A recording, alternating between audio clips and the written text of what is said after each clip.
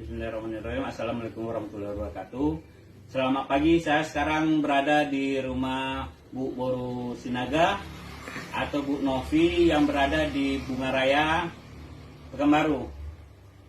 Kita akan menanyakan dengan Bu Novi sama Bu Sinaga bagaimana hasil sebelum dan sesudah memakai pupuk Piloslores. Bagaimana Bu Novi?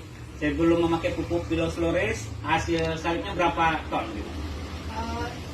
Luas sawitnya 18 hektar. Ya. Sebelum memakai pupuk slow release itu hasilnya 22 ton sebulan. Sebulan ya? Ya. Gitu, ya.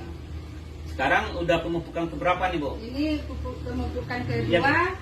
Yang ketiga sekarang? Jalan yang ketiga. Oh gitu. Berarti pemupukan yang kedua hasilnya berapa sekarang nih? Dengan sekarang sebelum memakai pupuk kita 22 ton ya hasil per bulan.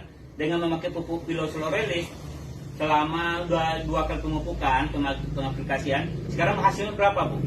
Paling dikit 35 ton. Alhamdulillah 35 ton. Berarti hasil memakai pupuk Piloslores dua kali pemupukan berarti meningkat 13 ton ya?